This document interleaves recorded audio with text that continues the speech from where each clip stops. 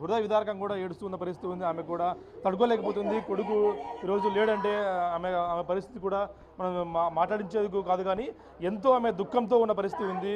ఆమె తట్టుకోలేకపోతుంది. బాధ మురళి మా దగ్గర లేడు అన్న దాన్ని తట్టుకోలేకపోతుంది. ఆమె నిన్న సాయంత్రం కూడా వీడియో కాల్లో మాట్లాడిన కొడుకు ఇప్పుడు లేడనే తాడికి తట్టుకోలేకపోతున్న పరిస్థితి ఉంది. బంధువులు కూడా ఆమెను ఓదార్చడం ఎవరి వల్ల కాలేదు. ఆమె ఓదార్చడం కూడా ఆమె దుఃఖంకి ఎంత దిశ కూడా తక్కువే. దేశం కోసం ప్రారంభించడం ఎంతో మాకు బాగున్నప్పటికీ ఇలా మా మధ్య లేకపోవడం మురళి అనేది చాలా మాకు బాధగా ఉంది అంటూ చెప్తున్న పరిస్థితి ఉంది. అమ్మా, మీ కుమారుడు ఈరోజు దేశం కోసం మరణించడం మీకు ఎలా అనిపిస్తుందమ్మా? ఏం చేస్తున్నాయినా నా కొడుకే వెళ్ళిపోయా, దేశం కోసడానికి వెళ్ళిపోయా. మాకు చూసేవాళ్ళు ఎవరు ఉండదే, ఒక్కడికి వెళ్ళిపోయా. స్వామి మీరే న్యాయం చేయండి స్వామి. మీతో మా వీడియో కామన్నప్పుడు ఏం చెప్పాడమ్మా? బాగా హ్యాపీగా ఉన్నాడా? ఏం లేదు అమ్మ, నేను బాగున్నానమ్మా ఇట్లని అన్నా. బాగున్నాడు. సరేలే బేటా నువ్వు బాగుండ్రా ఇట్లని నేనంటే ఏం లేదు. నేను చాలా ఇష్టం నాయనా, మనకి చాలా ఇష్టం. వద్దురా మనకి జాబ్ వద్దంటే నేను ఒక రోజన్నా ఈ కాకి డ్రెస్ వేసుకొని చచ్చిపోతానమ్మా ఇట్లానా. ఏం చేస్తూ నాయనా. నాన్న కూడా ప్రస్తుతం మనతో ఉన్నాడు. మన మాట ఎందుకంటే ఈ టైంలో మాట్లాడించడం భావ్యం కాదు, కానీ దేశం కోసం విరమణం పొందాడు మీ అబ్బాయి. ఏమనిపిస్తుంది సార్ మీకు? సార్ అతను డ్యూటీలో పోయినప్పుడే, అతని ఆర్మీ సెంటర్లో పోయినప్పుడే అతను ఎందుకు దేశం గురించే పోరాడాలి, నేను దేశం సైనికుడే కావాలని ఆ ఉద్దేశంతో ఆ ఉత్సాహంతోనే పోయినాడు సార్. ఆ దేశం గురించి నా కొడుకు యుద్ధం చేసి ప్రాణం చేసినాడు. మీతో లాస్ట్ ఇప్పుడు మాట్లాడారు సార్ వీడియో కాల్లో? మాతో లాస్ట్ నిన్న 8 గంటలకు మాట్లాడారు సార్. మమ్మల్తో వీడియో కాల్ చేసిండా, నాతో వాళ్ళ అమ్మతో మాట్లాడినాడు, మా ఇంట్లో వాళ్ళతో అందరితో మాట్లాడినాడు. అదే లాస్ట్ కాల్. నేను చెప్పాడు ఏమన్నా యుద్ధం వస్తుంది భయంగా ఉంది అంటే మన ఫేస్లో చెప్పాడు సార్ ఏమన్నా? ఇది ఇట్లా చెప్పలే. యుద్ధము ఒకవేళ యుద్ధం ముందు నుంచి చేస్తే మేమే చేయలే పరిస్థితి అవుతుంది. అది చేయలే, కంపల్సరీ చేయలే. దానికి మేము చేయకుంటే మమ్మల్ని అటాక్ చేస్తారు వాళ్ళు. యుద్ధం చేయాలా అని అన్నాడు. ఇది దేశం గురించి పోరాటం కాబట్టి దీనికి వెనకాలకూడదు. ఎందుకంటే మేము ఆర్మీ సెంటర్లో మేము ఈ నాసిక్ ట్రైనింగ్ అయినప్పుడు మేము దేశం పైన మేము ప్రమాణం చేసినాం కాబట్టి ఆ విధంగా మేము దేశం గురించి మేము పోరాడాలా కంపల్సరీ అని మమ్మల్తో అంటూ ఉంటాడు. అంటే ఎప్పుడు కూడా మీతో ఎలా ఉండేవాడు సార్? ఎందుకంటే మురళి నాకు దేశం గురించి ఎక్కువ చెప్పేవాడా? దేశం అంటే ప్రేమ ఎక్కువ ఉండేది. దేశం అంటే అతను చాలా ఇష్టం సార్. సైనికుడు ఒక కమాండర్ ఉండాలని దేశం గురించే మాట్లాడుతూ ఉంటాయి అప్పుడప్పుడు. నేను పోయినాను కాబట్టి నా దేశం ఒక సంవత్సరం 6 నెలలు, 1 నెల కనీసం డ్రెస్ తొడిగి డ్రెస్ వేసుకొని, కమాండర్ డ్రెస్ వేసుకొని నేను దేశం గురించే నాకు చనిపోయినా కూడా నాకు పర్వాలే, కానీ నేను వెనక్కి రాను, నా దేశం అంటే నాకు ప్రాణం అంటాను. ఈరోజు దేశం గురించి, మీ కుమారుడు గురించి దేశం మొత్తం మాట్లాడుతూ ఉంది. వీరమరణం పొందాడు. మీకు ఎలా అనిపిస్తుంది ఒక కొడుకుగా, మీ తండ్రిగా? నా కొడుకు దేశం గురించే పోరాడి ప్రాణం ఇస్తున్నాడు. అతను దేశం గురించి అందరికీ కొడుకు, అందరి సమాజంలో కలిసి కాదు. నాకు బాధాకరం అంటే నాకు ఒంటరిగా ఒకే ఒక కొడుకు, ఇంకా నాకు వెనక ముందు ఎవరు లేరు. నా భార్య నేను ఇద్దరు మేము అనాదిగా నిలిచిపోతుంది. అదే నాకు బాధ సార్. దేశం మొత్తం మీ వెంట ఉంటుంది. ఎవరు మీరు బాధపడే అవసరం లేదు. మీ దేశం ఇండియా 130 కోట్ల జనాభా కూడా మీ వెంట ఉంటుంది. ఎక్కడ బాధపడే అవసరం లేదు. చూస్తున్నాం అయితే దేశం కోసం ప్రారంభించడం మాకు సంతోషంగా ఉన్నప్పటికీ కాకపోతే ఒక్కొక్క కుమారుడు దూరం అవ్వడం చాలా బాధ కలిగిస్తున్నట్టు చెప్తున్న పరిస్థితి ఉంది. వారి ఓదార్చడం కూడా ఎవరి వల్ల కావడం లేదు. వారి దుఃఖాన్ని వస్తున్న దుఃఖాన్ని కూడా ఆపుకుంటున్న పరిస్థితి ఉంది. వారి కళ్ళలో వస్తున్న బాధను కూడా దిగమింగుకొని దేశం కోసం ప్రారంభించడం మాకు ఎంతో సంతోషంగా ఉన్నప్పటికీ ఇలాంటి అవకాశం అందరికీ రాదు. దేశ భక్తుడు అని అనిపించుకోవడం అందరికీ రాదు అంటూ చెప్తున్న పరిస్థితి ఉంది. వీడియో నుంచి ప్రసాద్ బిగ్ టీవీ జిల్లా గోరంట్ల నుంచి. మీ మురళీ నాయక్ మీ మామ ఏదైతే ఉన్నాడో వీరమరణం పొందాడు, ఎలా అనిపిస్తుంది మీకు? మురళీ నాయక్ ఫస్ట్ క్లాస్ నుంచి డిగ్రీ వరకు మా దగ్గరే చదివాడు. మేమే అతనికి చిన్నప్పటి నుంచి చూసుకున్నాము. వాళ్ళ అమ్మ నాన్న కూలీ నాని చేసుకొని ఆ పిల్లోని చదివిచ్చినారు, ఫీజులు కట్టారు. మురళికి ఆర్మీ ఉద్యోగం అంటే చిన్నప్పటి నుంచి చాలా ప్రాణం. వాళ్ళ అమ్మ నాన్న కూడా అనేవాళ్ళు, మనకు ఆర్మీ ఉద్యోగం వద్దు, ఏదో మనం కూలీనాలి చేసుకొని బతుకుందాము అని అనేవాళ్ళు. కానీ మురళీ నాయక్ ఒకటే అనేవాడు, ఏమంటే అమ్మ నేను ఒక్క రోజైనా డ్రెస్ వేసుకొని అయినా చనిపోతాను, కానీ ఆర్మీ ఉద్యోగం అయితే నాకు కావాలి. నేను చనిపోయేటప్పుడు నా ఒంటి మీద భారతదేశపు జెండా కప్పాలమ్మా. అంత ప్రేమ దేశం అంటే ఉండేదా?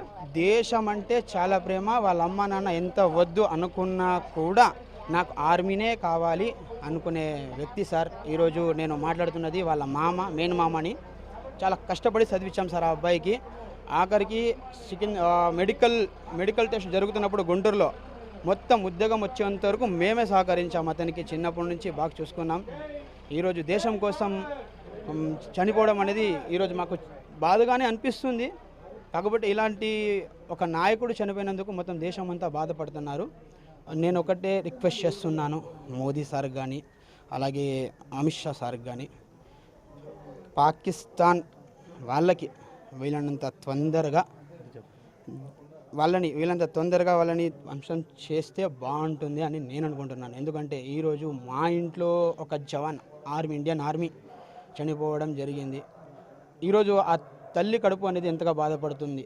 ఓకే, మనం ఈరోజు అందరూ సహకరిస్తున్నాము, అందరికి సపోర్ట్ చేస్తున్నాము, మేమున్నాము, అది ఓకే. ఒక తల్లి కడుపు ఎంత విలవిలలాడుతున్నది అనేది అది చెప్పుకోలేని ఒక బాధాకరమైన విషయము. సో మురళీ నాయక్ చనిపోవడం చాలా బాధాకరమైన విషయం. భారతదేశపు కోసం తను పోరాడి చనిపోయాడు. అది మాకు చాలా సంతోషంగా ఉంది. మేము దేశం కోసమే పోరాడతాం, దేశం కోసమే నిలబడతాం.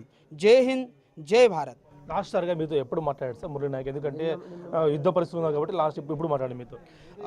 మురళీ నాయక్ నిన్న మధ్యాహ్నము 2:30 ఆ టైంలో మాకు ఫోన్ చేశాడు. వాళ్ళ అమ్మ, నాన్న, తాత వాళ్ళందరితో మాట్లాడడం జరిగింది. ఏమ్మా బాగున్నారా అంటే బాగున్నాము అని అన్నారు. అందరు కూడా ఏమ్మా మీరు తిన్నారా అంటే మేమంతా తిన్నాము, నువ్వు తిన్నావా అంటే తిన్నాను. అప్పటికి తన ఫేస్లో అనేది కళ లేదు. వాటికి వాళ్ళ అమ్మ మురళీ నాయక్ ప్రశ్నించడం జరిగింది. ఎందుకు బిడ్డ ఈరోజు ఇలా ఉన్నావు? నువ్వు 3 times వీడియో కాల్ చేసి మమ్మల్ని చూస్తూ నువ్వు మాట్లాడుతున్నావు, నీ ఫేస్లో అనేది ఒక కళ లేదు. రోజు నువ్వు ఇలా మాట్లాడవు, నవ్వుతూ ఏదో ఒకటి. వాళ్ళ అమ్మ, నాన్న అంటే చాలా ప్రాణం, వాళ్ళ అమ్మ అంటే చాలా ప్రాణం. వాళ్ళ అమ్మ పైన సెటర్లు వేసి మరి మాట్లాడేవాడు. నిన్న చాలా బాధాకరంగా మాట్లాడడం జరిగింది. ఆ ముఖంలో అనేది కళ లేదు. ఆ అబ్బాయికి ఏదో ఒక చిన్న ముఖం పెట్టుకొని చాలా బాధాకరంగా మాట్లాడాడు. ఏమో తనకేమైనా ఇన్ఫర్మేషన్ వచ్చిందేమో నేను యుద్ధానికి వెళ్ళాలి అని ఆ బాధ్యత ఏమైనా ఇక్కడ ఇంట్లో వాళ్ళకి చెప్పకుండా ఉన్నాడేమో. ఒకవేళ నేను యుద్ధానికి పోతున్నానమ్మా అని చెప్తే మా అమ్మ నాన్న ఎక్కడ బాధపడతారో అని ఒక ఉద్దేశం ఏమన్నా తన మనసుకి ఏమైనా కలిగిందేమో. ఆ కారణంగా అయితే చెప్పలేదు. నిన్న అయితే ఫ్యామిలీతో అందరితో మాట్లాడారు. 3 times వీడియో కాల్ చేశాడు. 3 times మేము హ్యాపీగా మాట్లాడాము. బట్ తన ముఖంలో అయితే కళ లేదు. తను ఏదో బాధగా ఉన్నట్టు మాట్లాడడం జరిగింది. సార్ నేను ఒకటే కోరుకుంటున్నా, ప్రభుత్వం తరఫు నుంచి రిక్వెస్ట్ చేస్తున్నాను, మాకు తన స్టాచ్యూ కావాలి. గవర్నమెంట్ తరఫు నుంచి రిక్వెస్ట్ చేస్తున్నాము, మాకు తన స్టాచ్యూ కావాలి అంతే. కనీసం మాకేమొద్దు సార్. మాకి ఉండే ఒక్క కొడుకు సార్. వాళ్ళు కూనీలాలి చేసుకొని బతుకుంటాను. వాళ్ళ అమ్మ నాన్న దిక్కు తోడు ఎవరు లేరు. చాలా బీద పరిస్థితి వాళ్ళది. ఏదో బెంగళూరు, ముంబైనో అక్కడ వలసలు వెళ్ళి వాళ్ళు ఏదో కూటు కోసం, పట్ట కోసం చేసుకున్నారు. ఒక్కడుండే అది ఆధారము కొడుకు. ఇప్పుడు కొడుకు కూడా లేదు. ఇప్పుడు వాళ్ళ పరిస్థితి ఎట్లంటే సార్, వాళ్ళు కూడా మా కొడుకు లేడు, ఇంకా మేము బతికి ఏం ప్రయోజనము, మేము చచ్చిపోతామని బాధలో ఉన్నప్పుడు ఉషాశ్రీ మేడం రావడం జరిగింది. అలాగే సవితమ్మ మేడం కూడా రావడం జరిగింది. లాస్ట్ టైం మీతో మాట్లాడినప్పుడు ఏం చెప్పాడు? ఏమైనా యుద్ధం ఎట్లా వస్తుంది, భయపడుతున్నాము చెప్పాడేమన్నా? చెప్పలేదు సార్.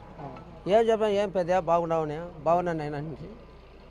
ఏం తిన్నారంటే తిన్నానని ఉన్నతో కొడుకు గడుచుకొని పోయి చాలా బాధ ఇస్తారు మాకు అంతే. మీ కళ్ళు నీళ్ళు కూడా వస్తున్నాయి, బాగా తట్టుకోలేకపోతున్నారు అంటే ఏం చెప్పాడు మీకు? ఏమన్నా యుద్ధం జరుగుతుంది, ఇబ్బంది ఉంది చెప్పాడు? ఆ మాట ఏం లేదు సార్. అటు జరుగుతుంది హ్యాపీగా ఏం రా తిన్నామంటే తిన్నాను అన్నాడు. బాగా మాట్లాడినాడు. అది మళ్ళీ రాత్రిలో ఏం జరిగిందో మనకు తెలుసు సార్. మీకు ఎప్పుడు చెప్పారు ఇట్లా చనిపోయాడని చెప్పి? మాకు తెల్లారుజాము వచ్చేసి 7:30 తెలిసింది సార్. ఇప్పుడు 7:30 8 అవుతాం సార్. ఏం చెప్తారు మీ కొడుకు గురించి? వాళ్ళ దేశం మొత్తం మీ కొడుకు గురించి మాట్లాడుతుంది, ఏం చెప్తారు ఈరోజు?